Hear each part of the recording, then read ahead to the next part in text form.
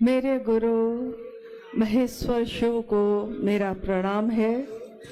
इस कालखंड के प्रथम शिव के शिष्य हम सबों के परम आदरणीय वर्ण गुरु भ्राता साहब श्री के चरणों में मेरा प्रणाम है। शक्ति स्वरूपा माँ नीलामानंद जी के चरणों में मेरा प्रणाम है और सीतामढ़ी के रुन्नी सैदपुर की इस धरती पे उपस्थित आप सभी गुरु भाई गुरु बहन के चरणों में मेरा प्रणाम है। मेरे गुरु महेश्वर शिव की असीम दया से यहाँ आने का सौभाग्य प्राप्त हुआ है। आज का ये शिव गुरु महोत्सव वर्षों बाद आहूत हुआ और सीतामढ़ी जिले के निकटवर्ती स्थानों से भी गुरु भाई गुरु बहन इसमें सम्मिलित हुए हैं। बगल में नेपाल देश है, वहां से भी काफी गुरु भाई गुरु बहन यहाँ सम्मिलित हैं। हम सबका जीवन शिव का शिष्य बनकर गुजर रहा है और इस जीवन में शिव की सुगंध है। समानता, सहृदयता, शांति सबके जीवन में सचमुच में उतर कर आ गई। जीव का शिव हो जाना, जीव को शिव के तरफ चलने के लिए प्रेरित करना और आज तक भारत देश या विश्व के किसी भी भूखंड पे जहां भी ईश्वर की बात हुई है, जहां भी आध्यात्म की बात हुई है, वहां पहला नाम शिव का आता है।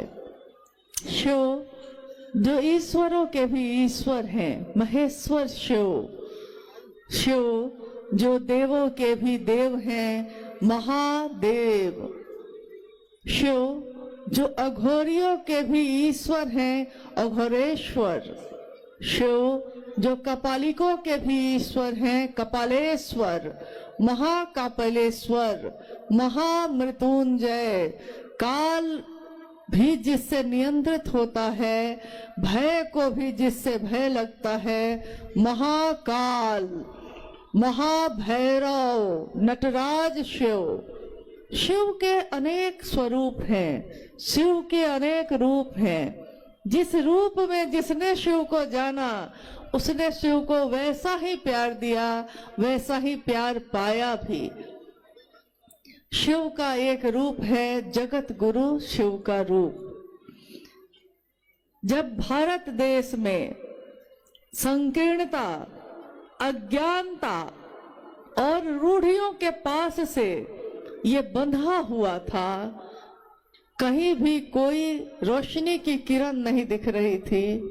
पूरा विश्व अध्यात्म के संक्रांति काल से गुजर रहा था। उस काल में सन 1980 के दशक में शिव के शिष्य साहब हरिनानंद जी ने आवाहन किया जगत के लोगों को कि जगत का एक एक व्यक्ति शिव का शिष्य हो सकता है। आइए भगवान शिव को अपना गुरु मानते हैं। साहब श्री ने कहा, शिव जन जन के गुरु हैं, मेरे हैं, आपके भी हो सकते हैं। मैंने परीक्षा की है, आपकी परीक्षा भी प्रार्थनीय है। उन्होंने प्रार्थना की। उन्होंने ये नहीं कहा कि मैं कह रहा हूं इसलिए मान जाओ। उन्होंने कहा कि मैंने पिछले 8 वर्षों में, जब से मैंने शिव को गुरु माना, परीक्षा ही परीक्षा की अपने गुरु की।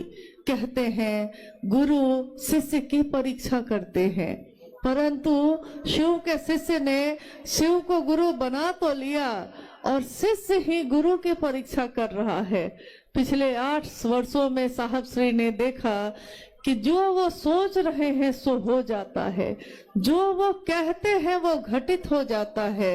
यहाँ तक कि जो उनकी सोच है दूसरों को शिव की तरफ बढ़ाने की, जो अंतः प्रेरणा जगी है उनके मन में, ये अंतः प्रेरणा कि अगर यदि विश्व का मानव, संपूर्ण मानवीय सृष्टि अगर अपना शिष्य भाव देती है शिव को गुरु मानकर, तो विश्व गुरु शिव को विश्व के मानव के अभ्युदय का भार, उसका उत्तरदायित्व लेना ही पड़ेगा। साहब श्री ने कहा कि मैंने देखा है शिव से सुंदर कुछ भी नहीं, शिव से अच्छा कुछ भी नहीं, शिव से बड़ा मित्र नहीं। नास्ति सर्वसमो दाने, शिव से बड़ा कोई योद्धा नहीं है, शिव से बड़ा कोई दानी नहीं है। अगर महादानी कोई है भी तो शिव है। और साहब श्री शिव के शिष्य ने कहा नास्ति सर्व समो गुरु, शिव से बड़ा कोई गुरु नहीं। अगर कोई धरती पे गुरु है, उसका भी कोई गुरु है, उसका भी कोई गुरु है, तो सबसे अंत पड़ेगा, सबसे आदि होगा, आदि गुरु शिव। उन्होंने कहा कि जगत में रहने वाले अमीर हो या गरीब हो, चाहे वो अलग अलग जाति अलग अलग धर्म के हों, परंतु यदि वो अपना शिष्य भाव देते हैं, अपने मन का भाव चढ़ाते हैं, तो महादेव गुरु के रूप में कोई भेद नहीं करते, महादेव ईश्वर के रूप में भी भेद नहीं करते, महादेव गुरु के रूप में भी भेद नहीं करते, जहाँ सारे भेद खत्म हो जाते हैं। इसीलिए एक रिक्शा चलाने वाला भी महादेव के दरबार में गले से लगाया जाता है, और महलों में रहने वाला भी महादेव के गले से ही लगता है।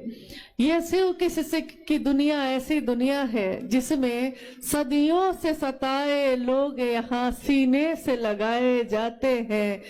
दरबार में सच्चे शिव गुरु के दुख दर्द मिटाए जाते हैं, जहाँ जाके हमारे दुख और दर्द मिट जाते हैं, जहाँ पहुंचकर हमारी पीड़ा तिरोहित हो जाती है, खुद ही खत्म हो जाती है। हम भूल जाते हैं हमारे जिंदगी में क्या दुख है, क्या गम है, जिसको हम भूल जाते हैं जब महादेव का सानिध्य प्राप्त करते हैं।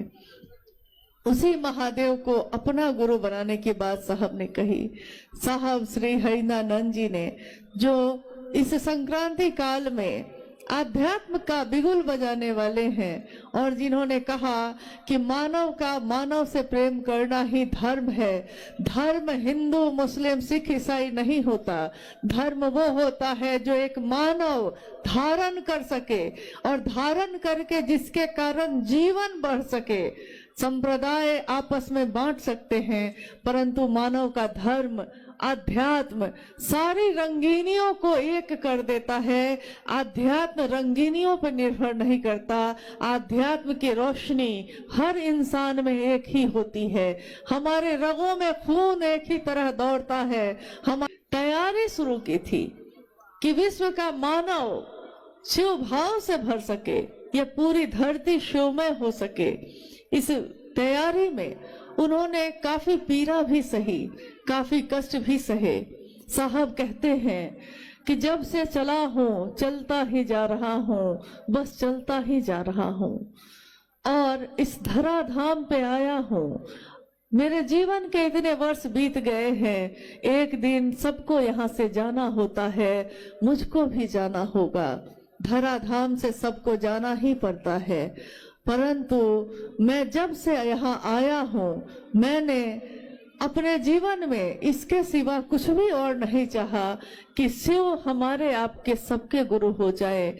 मैंने चतुष्टय कोई कामना नहीं की, मैंने अर्थ धर्म वित्त काम मोक्ष किसी चीज की कामना नहीं की। मेरे मन में एक ही कामना है कि हर व्यक्ति सचमुच में शिव का शिष्य बन जाए। इसके सिवा मैंने शिव से कुछ नहीं मांगा। दुनिया ने शिव से मांगा, दुनिया ने शिव से अपनी मनोकामनाओं की पूर्ति मांगी। उन्होंने उपवास किया, साधना की, उपासना की, मंत्रों का जप किया और महादेव से मांगा। महादेव ने औढ़रदानी के रूप में, ईश्वर के रूप में, समदर्शी होने के रूप में सब कुछ दिया, परंतु महादेव का एक रूप जो ज्ञान देता है, जो ज्ञानदाता का स्वरूप है, उससे विश्व के मानव नहीं जुड़े। साहब कहते हैं कि मुझको पीड़ा है इस बात की, जब इतना सुंदर गुरु है तो क्यों नहीं शिव को ही अपना गुरु बनाया जाता है।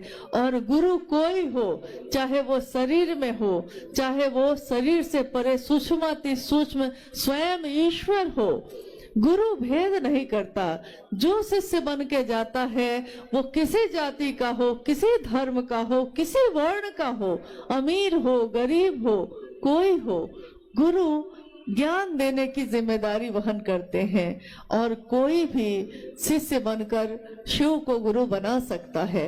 इसीलिए आज शिव की शिष्यता में हर धर्म के लोग शामिल हो रहे हैं बहुत तीव्र गति से, क्योंकि हमारी जड़ वही है। आज टहनियां हैं, पत्ते हैं, वृक्ष की शाखाएं, प्रशाखाएं फूट रही हैं, परंतु उसकी जड़ तो एक ही है। हमारी उत्पत्ति का मूल एक ही है, हमको जाना भी एक ही जगह है। तो जो शिव जगत के गुरु के रूप में आज विराजमान है, हम आज उनको अपना गुरु बनाकर अपने जीवन को धन्य मानते हैं। कभी हमने सुना था कि राजा भगीरथ ने, जिनके बारे में आपने सुना था या सुना होगा, अपने बड़े बुजुर्गों से सुना होगा, शास्त्रों में पढ़ा होगा, किताबों से जाना होगा, कहानियां सुनी होंगी कि जब माँ गंगा का अवतरण हुआ था यहाँ धरती पे, जब माँ गंगा यहाँ नहीं थी, उससे पहले की घटना है कि एक राजा हुए भगीरथ। राजा भगीरथ के पूर्वज सबका संहार हो गया, सब मृत्यु को प्राप्त हुए, परंतु किसी का उद्धार नहीं हो रहा था। जब उद्धार नहीं हुआ तो लोगों ने सुझाव दिया राजा भगीरथ को कि अगर आकाश गंगा से गंगा नदी धरती पे उतर जाए और उसकी पावन जलधारा में आपके पूर्वजों की अस्थियां अगर भींग जाए, उसमें प्रवाहित हो जाए, तो सबको उद्धार हो जाएगा। लेकिन ये काम बड़ा कठिन है। मात्र माँ गंगा को जमीन पे उतारने की बात हो रही थी, लेकिन बात बड़ी कठिन है, बहुत मुश्किल है, इतना आसान नहीं है। तो राजा भगीरथ ने तपस्या शुरू की माँ गंगा की। कितने वर्षों के कठोर तपस्या के बाद गंगा प्रकट होती हैं। राजा भगीरथ गंगा से कहते हैं कि माँ, आप धरती पे उतर आइए, मेरे पूर्वजों का उद्धार होगा। माँ गंगा कहती हैं, क्योंकि उस समय उनके जल में, उनके जल की धारा में बड़ा प्रवाह है, बहुत तेज है, बहुत तीव्र है वो। तो उन्होंने कहा कि भगीरथ, मैं उतर तो आऊं, तेज गति को बर्दाश्त कर सके। अगर मैं इस गति से उतरी धरती पे तो पूरी धरती डूब जाएगी, कुछ भी बचेगा नहीं। इसलिए मैं उतरना तो चाहती हूँ, उतर नहीं सकती, मेरी गति बहुत तीव्र है, इसको पृथ्वी धारित नहीं कर सकेगी। अब भगीरथ बड़े निराश हुए। तो सबने उनसे कहा कि भाई, जब हारे को, जब सब जगह से हार जाता है कोई, तो वो शिव की शरण में जाता है। अब महागुरु महादेव ही, वो शिव ही आपके इस पीड़ा का समाधान कर सकते हैं। आप उनकी तपस्या करिए। कहानी है कि राजा भगीरथ ने शिव की तपस्या शुरू की। घनघोर तपस्या करते करते एक दिन शिव प्रकट होते हैं। पूछते हैं, भगीरथ क्या चाहिए? भगीरथ कहते हैं कि मुझको माँ गंगा को उतारना है जमीन पे, मगर वो कहती है कि मेरी गति इतनी तेज है कि धरती बर्दाश्त नहीं कर सकेगी महादेव, अब मैं क्या करूं? महादेव ने कहा, बस इतनी सी बात है, ये कौन सी बड़ी बात मांगी तुमने? और कहानी है, घटना है कि शिव ने अपनी जटाओं को खोला है और माँ गंगा को कहा है कि उतरो, अपनी तीव्र गति के साथ उतरो। तुम में जितना तेज है, जितनी गति है, उस गति के साथ उतरो। गंगा तीव्र गति से उतरती है, तेज से, अहंकार से भरी हुई कि मुझसे बड़ी गति, मुझसे बड़ा तेज किसी में नहीं है, उतरती चली जाती हैं, शिव की जटाओं में समाती चली जाती हैं और शिव अपनी जटाओं को बांध लेते हैं। गंगा उस जटा में अंदर ही समाहित रह जाती हैं। अब भगीरथ फिर परेशान हुए। भगीरथ ने कहा कि शिव भगवान, आपने तो माँ गंगा को उतारा परंतु अपनी जटाओं में बांध लिया, फिर मेरा क्या फायदा हुआ? मेरे पूर्वजों का उद्धार तो नहीं हुआ।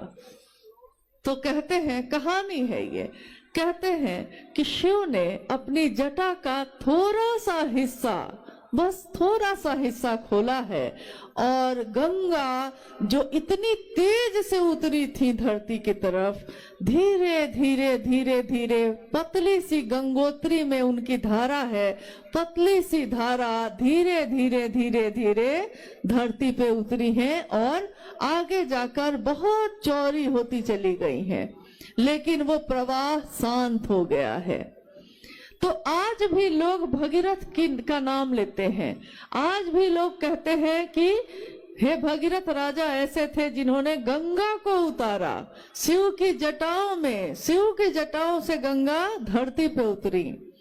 आप गौर कीजिए, साहब हरिंद्रानंद जी ने क्या किया? साहब हरिंद्रानंद जी ने अपने मन को साधा।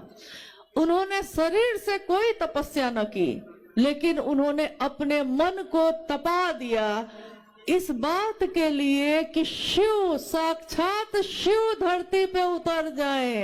एक गंगा को उतारने में तो भगीरथ की हालत खराब हो गई और यहाँ स्वयं शिव को ही जमीन पे उतारने की बात उन्होंने की। स्वयं शिव जब जमीन पे उतरते हैं तो जगत का एक एक व्यक्ति शिव बन के चलता है। वो बोलता है तो लगता है शिव बोल रहे हैं, उसको देख के लगता है कि शिव को देखा जा रहा है। शिव अपनी शक्तियों से जाने जाते हैं, शक्तियां ही शक्तियां हैं शिव की, परंतु संयमित हैं, किसी का तेज नहीं, किसी की गति तीव्र नहीं, सारे लोग शांत हैं, अनुशासित हैं। तो मेरे भी हैं। साहब ने कहा कि मैं जो इस धरती पे आया हूं, मैं जो शिव का शिष्य हूं, इस धरती के रहने वालों को अच्छे बुरे की समझ देके जाऊंगा, दूसरों को परखने की नजर देके जाऊंगा। अच्छे बुरे, अच्छा क्या है, बुरा क्या है, क्या मेरे जीवन के लिए सुंदर है, क्या मेरे जीवन के लिए अच्छा नहीं है। उन्होंने कहा अच्छे बुरे की समझ देके जाऊंगा, दूसरों को परखने की नजर देके जाऊंगा। यारों, मैं इस जमाने का संग तराश हूँ, जमाने का, एक पत्थर का नहीं। एक पत्थर को मूर्तिकार तराश कर मूर्ति बना देता है, बेकार पड़े पत्थर को भी मूर्ति बनने पे मूर्ति वंदनीय होती है, मूर्ति पूजी जाती है। परंतु साहब हरिंद्रानंद जी शिव के शिष्य ने तमाम को ही मूर्ति का रूप देने वाला मैं शिव का शिष्य, पत्थरों को भी बोलने का हुनर देके जाऊंगा। पत्थर को भी जिसने बोलना सिखा दिया। हम लोगों के जीवन में जो हमारा जीवन शून्य था, कोई जीवंतता नहीं, कहीं कोई हलचल नहीं, हम जी तो रहे थे, बस अगर आध्यात्मिक ऊर्जा हो तो वो धरती के सारे लोगों को एक सूत्र में बांधता है। जिस तरह साहब श्री ने, माँ नीलमानंद जी ने अपनी ममता के सूत्र में हमको आपको बांध दिया। अलग अलग पत्थर हैं हम, अलग अलग मोती हैं हम, सबके अलग विचार हैं, सबकी अलग सूरत है, सबकी अलग सीरत है, परंतु अलग अलग सूरत और सीरत के लोगों को उन्होंने धागा एक ही है, एक धागे में पिरो दिया। शिव शिष्यता का धागा, जिस धागे को बनाने वाले हैं साहब श्री हरिनानंद जी, उन्होंने करके विश्व के मानव को एक धागे में पिरो दिया है। हम मोती हैं अलग अलग, परंतु हमारे धागे एक ही है, एक ही धागे में पिसे हो। आप मेरे गुरु हैं, मैं आपका शिष्य हूँ, सब शिष्यों पे दया कर दीजिए। तो मुझको याद आया, जब किसी ने ये कहा तो मुझको याद है कि साहब श्री ने अक्सर ये बात कही कि तीनों सूत्रों के निरूपण में जो मेरी अनुभूति है, मैंने तीनों सूत्रों के माध्यम से दिया है। तीन सूत्र में या शिष्यानुभूति जो मैंने लिख दी है, आओ चले शिव की ओर जो मैंने लिख दी है, साहब श्री ने कहा उसमें एक बिंदु, एक कॉमा का परिवर्तन करना भी विनाशकारी साबित हो सकता है, क्योंकि अर्थ बदल जाएंगे। अगर वाक्य बदला तो उसके अर्थ बदल जाएंगे, और साहब ने जो वाक्य दिया है उसके सिवा उसका अर्थ दूसरा कुछ करना हमारे लिए हितकारी नहीं है, ये उचित नहीं है। इसलिए पहला सूत्र उन्होंने दिया, हे शिव आप मेरे गुरु हैं, मैं आपका शिष्य हूँ, मुझ शिष्य पर दया कर दीजिए। मुझ शिष्य लिए शिव की शिष्यता में पहला सूत्र है। दूसरा सूत्र भी हम जब करते हैं, महादेव की चर्चा, महादेव की चर्चा की धूम है। महादेव की चर्चा में चर्चा महादेव के लिए की जाती है, चर्चा सुनी भी जाती है महादेव के लिए, कही भी जाती है महादेव के लिए। यहाँ कोई गुरु नहीं है, यहाँ कोई विद्वान नहीं है, यहाँ कोई प्रवचन करता नहीं है, यहाँ शिव के शिष्य जमा हुए हैं, शिव की बात हो रही है। शिव की चर्चा कहना और सुनना शिव के लिए होता है, ये तमाशा नहीं है। भीड़ इकट्ठी करना साहब का मकसद नहीं है, उनका ये मकसद नहीं है कि संख्या में इकट्ठे होते हैं, लाखों की संख्या में इकट्ठे होते हैं, परंतु संयमित होते हैं, अनुशासित होते हैं, हंगामा नहीं करते, वो धीरे धीरे सहज बन के अपने पांव को रखते हैं। उन्होंने कहा कि दूसरा सूत्र ध्यान की अनुपम विधा है। ये एक ऐसी विधा है जिसको बोलने वाला जो बोल रहा है उसका मन भी अगर शिव के पास से हट गया वो बोल नहीं सकेगा। सुनने वाले का मन भी अगर शिव की परिधि से बाहर हो गया वो सुन न सकेगा। तो बोलने वाले का मन भी, सुनने वाले का मन भी शिव की परिधि में रहना बहुत जरूरी है, अनिवार्य है। इसीलिए महादेव से दया मांगकर ही महादेव की चर्चा करिएगा, ताकि मेरा मन हमेशा शिष्य बनकर उनकी महिमा का गान गाता रहे, मेरे गुरु शिव सबके हो जाए, इसका काम हमारे आपके इस शरीर से होता रहे, इसी की कामना है। तीसरा सूत्र जिसमें साहब श्री ने कहा कि शिष्यता के भावांतरण के लिए शिव के गुरु स्वरूप को प्रणाम निवेदित करना आवश्यक है। शिष्यता का भावांतरण, इसका अर्थ होता है हमारा जो विचार है, अभी जो मैंने विचारों में शिव को गुरु बनाया है, ये मेरा स्वभाव बन जाए, मेरा शिष्य भाव बन जाए। मैं शिष्य का भाव लेकर जगत में उतरूं, व्यष्टि का नकाब हटाकर समष्टि की ओर चलूं। मैं जो एक व्यक्ति हूँ, मैं जो अमुक व्यक्ति हूँ, मैं शिव का शिष्य बनकर जगत में, समष्टि में, समाज में, दुनिया में उतरूं जो मेरे हृदय में है। अगर मेरे हृदय में शिव की रोशनी का दिया, शिव के ज्ञान का दिया जल रहा है, तो मैं उस ज्ञान के दिए को लेकर धरती पे उतरूं, समाज में उतरूं, ताकि समाज में जो आध्यात्मिक और मानसिक अंधेरा छाया हुआ है उसमें रोशनी लाई जा सके। वो अंधेरा स्वतः दूर हो जाता है रोशनी के आने से। अंधेरा रहता ही है, हमेशा रहता है, शाश्वत है वो, परंतु एक रोशनी की किरण आते ही तमाम अंधेरे दूर हो जाते हैं। जिस तरह परसों जब हम लोग पटना उतरे, रांची से पटना आए, पटना से मुजफ्फरपुर पहुंचे, परसों हम लोग जब उतरे तो चारों तरफ कुहासा ही कुहासा था, चारों तरफ अंधेरा ही अंधेरा दिख रहा था। गाड़ी जो चल रही थी उसकी रोशनी भी बड़ी मुश्किल से कुछ दूर तक दिख रही थी। और उसी समय से हम लोग मन ही मन इस बात की प्रार्थना करने लगे कि महादेव का काम है, पता नहीं महादेव की दया कैसी होगी, कैसे इस कार्यक्रम को निकाला जा सकेगा, लोग कैसे सुरक्षित आएंगे, लोग कैसे जाएंगे। कहीं मैदान में अगर शिव की शिष्यता की इस पावन जलधारा को और अपनी तपिश देकर और सुंदर कर दिया। महादेव की दया पल प्रतिपल चमत्कार के रूप में हमारे आपके जीवन में उतर रही है, परंतु हम देखना नहीं चाहते। हमारे सामने पल प्रतिपल हम जीवित हैं, सांस लेते हैं। ये दुनिया का सबसे बड़ा चमत्कार है। एक कैमरा जो सामने लगा है उसके लेंस की भी एक क्षमता है, इंसान के आंखों के लेंस की कोई क्षमता नहीं है। कोई कंप्यूटर, कोई मॉनिटर, कोई मोबाइल, उसकी भी एक क्षमता है। इंसान के इस दिमाग की अनंत क्षमता है, क्षमता उसकी सीमित नहीं है। एक गुरु हुए हैं, महादेव के इस गुरु स्वरूप की व्याप्ति हम दुनिया में कर सकें, इसकी कामना करिए। साहब और दीदी का आशीर्वाद सभी शिव शिष्यों के साथ है।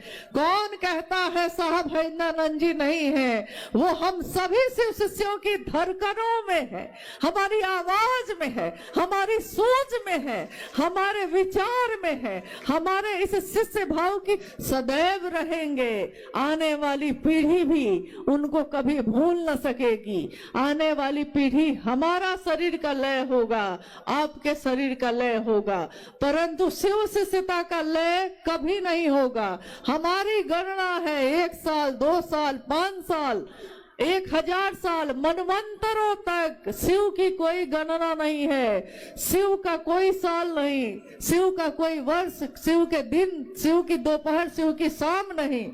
शिव की शिष्यता अनवरत मनवंतरों तक, जब तक शिव है ये शिष्यता भी चलती रहेगी, पल्लवित पुष्पित होती रहेगी और विश्व में समानता, सहृदयता और शांति के सुमन को खिलाती रहेगी। ये साहब और दीदी, गुरु भाई, गुरु बहनों की उपस्थिति है। मैं आपसे निवेदन करती हूँ कि आप जहाँ हैं वहाँ स्थिर से थोड़ी देर और रहिए। थोड़ी देर अभी कार्यक्रम चलेगा और जल्दी ही हम लोग समापन करेंगे, ताकि शिव के शिष्य सही समय पे अपने गंतव्य, अपने घर को वापस पहुंच सके, सुरक्षित पहुंचे। कभी भी साहब ने ये नहीं चाहा कि शिव के शिष्यों को कष्ट हो, हमेशा उन्होंने आपका, हमारा सुरक्षित जीवन मांगा। इसलिए सभी के जीवन को सुरक्षित रखना भी हमारा कर्तव्य है।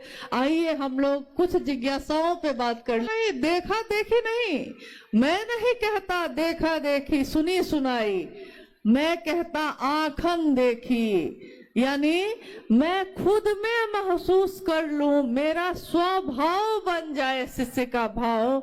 इसी के लिए, शिष्यता के भावांतरण के लिए ही उन्होंने तीसरा सूत्र दिया है। शिष्य भाव मेरा स्वभाव बन जाए।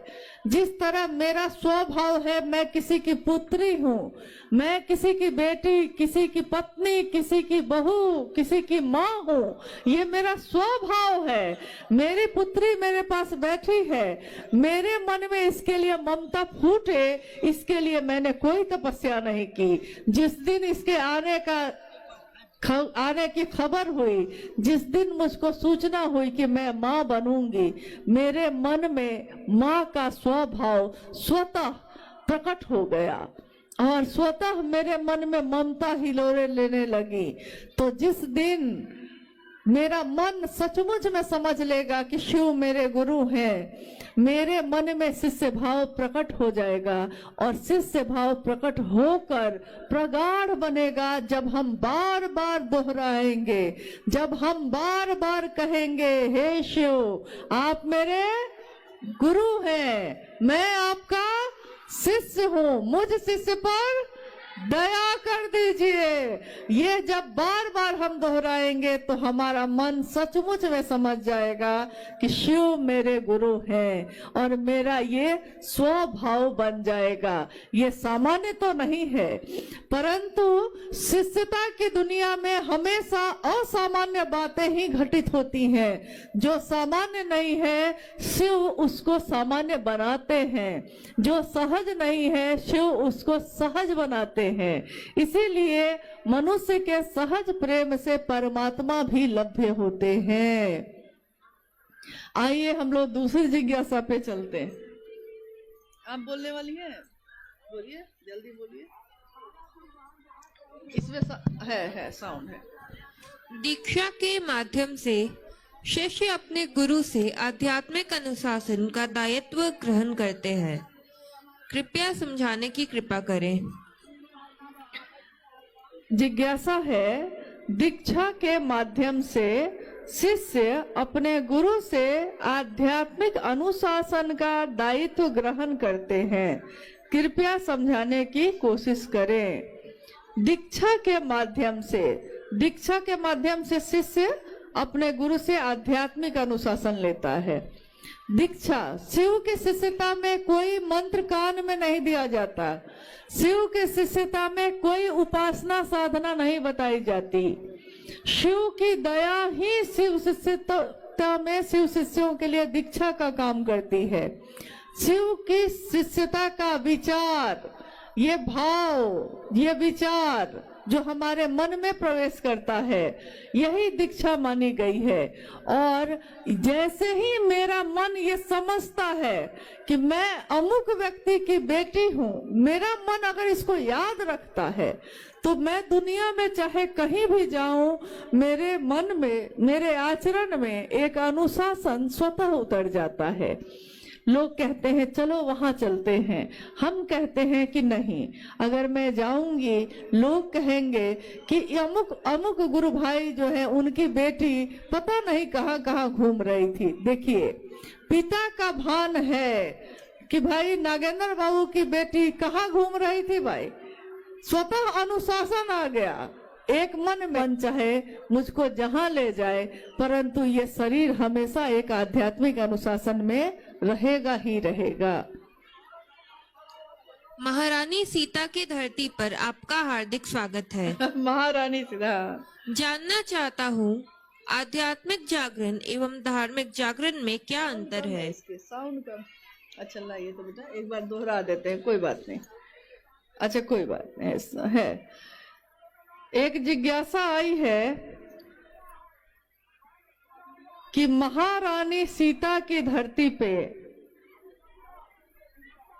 आपका स्वागत है। जानना चाहता हूं कि आध्यात्मिक जागरण एवं धार्मिक जागरण में क्या अंतर है। शिव की शिष्यता क्या है? शिव की शिष्यता एक जागरण है व्यक्ति के आध्यात्मिक और मानसिक दोनों तल का। आध्यात्मिक तल का अर्थ होता है कि ईश्वर से, जीव से शिव हो जाने का रास्ता। आध्यात्मिक तल यानी आध्यात्म में कौन हूँ, कहाँ से आया हूँ, इसको जानने की उत्कट अभिलाषा पैदा होती है। और मानसिक जागरण, धार्मिक जागरण, इसमें जिज्ञासा है धार्मिक जागरण। तो धार्मिक जागरण का अर्थ अगर आपने मजहब से लगाया है, अगर आपने संप्रदाय से लगाया है, तब तो अलग अलग तरीके का हो सकता है। हिंदू, मुस्लिम, सिख, ईसाई सबके अपने अपने तरीके हैं जागरण के। परंतु अगर आपने धर्म, जो सचमुच मूल में जो धर्म धारण करने योग्य धर्म का मतलब है, तो ये मानव का मानव से प्रेम होना ही है। ये शिव के शिष्यों का पूरी धरती के प्रत्येक व्यक्ति से प्रेम होना, शिव की शिष्यता में उसको शिव की ओर बढ़ाना, यही है। और कुछ भी कि शिव शिष्य होने की घोषणा भी आई होगी। शिव शिष्य बनने की घोषणा के लिए भी बहुत सारे नाम आए हैं। जिज्ञासा बहुत सारी है। बनो तो शिव, रहो तो शिव और जियो तो शिव।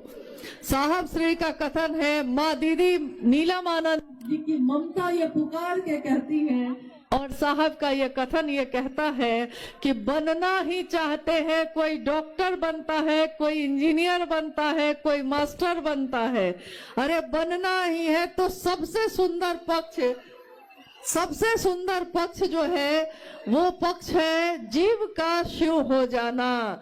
तो सबसे सुंदर पक्ष को लेकर बनिए।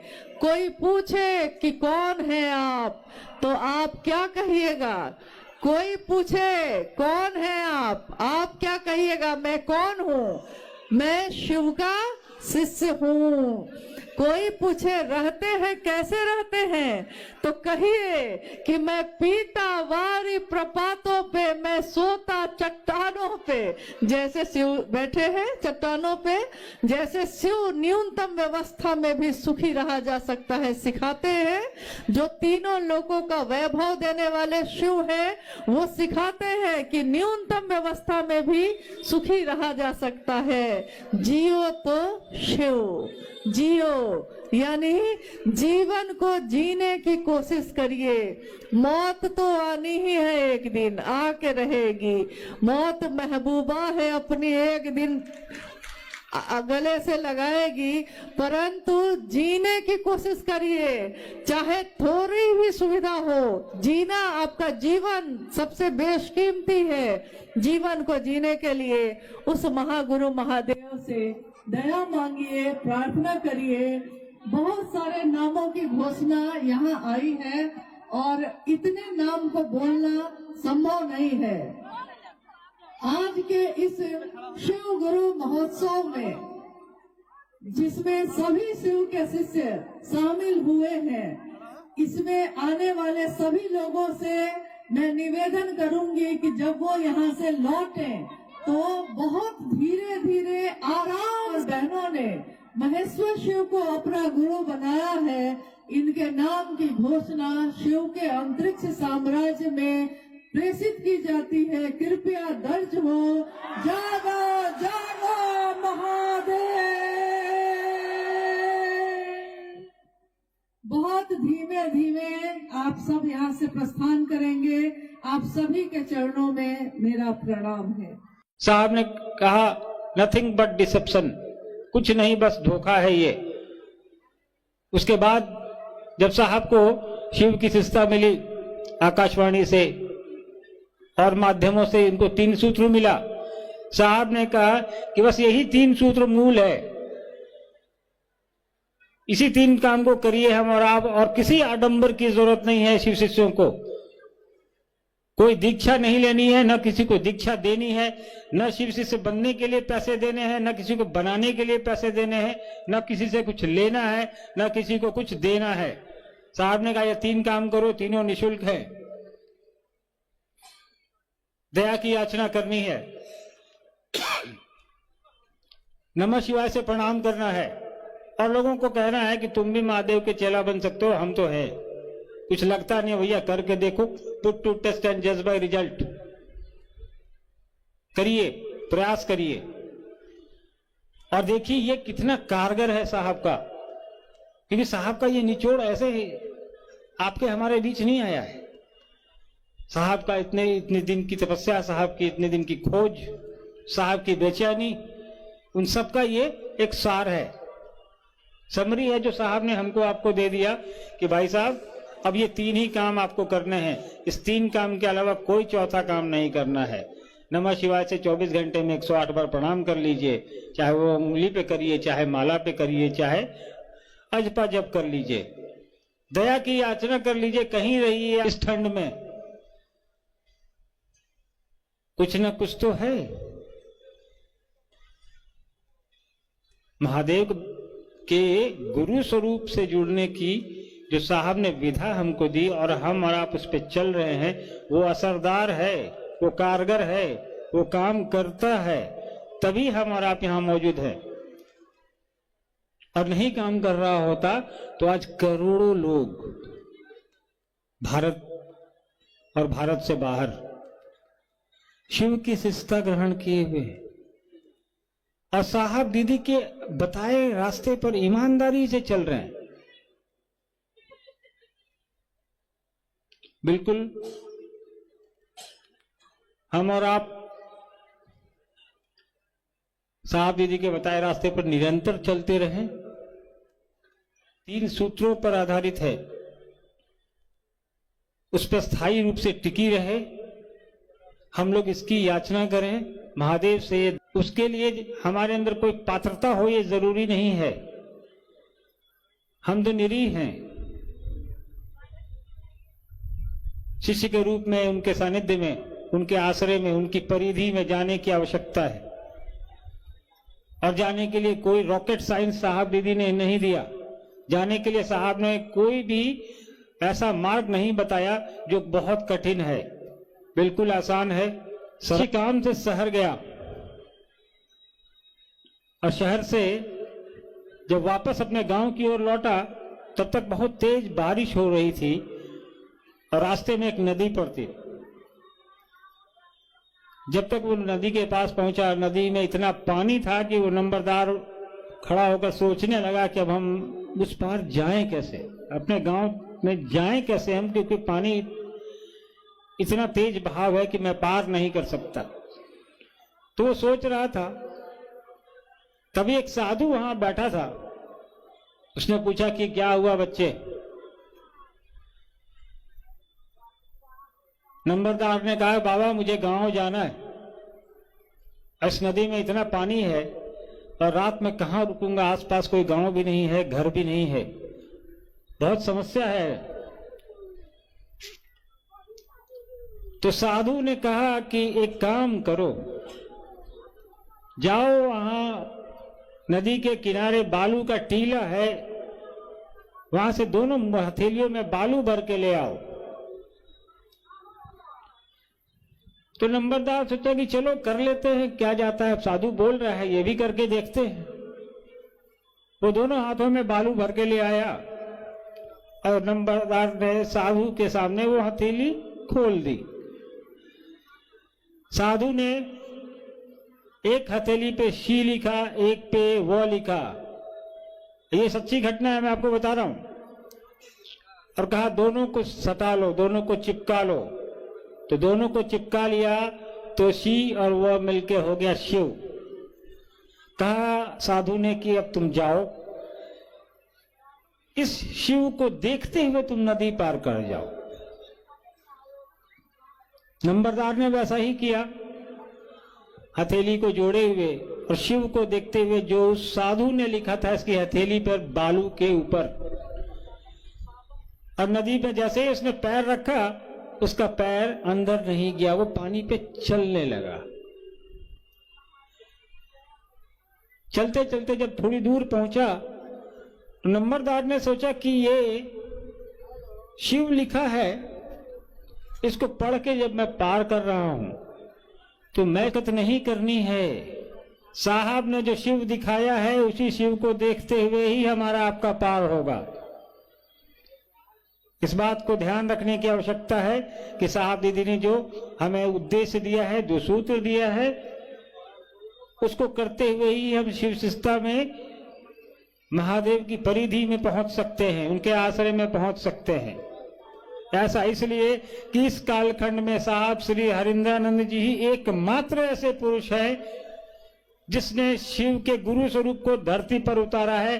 पिछले 3000 साल के इतिहास में नहीं दिखता है। तो हमें यह समझ विकसित करनी है कि साहब ने कहा कि यह काम करो, इससे ज्यादा की आवश्यकता नहीं है, उससे ज्यादा कुछ हमको आपको करना भी नहीं है।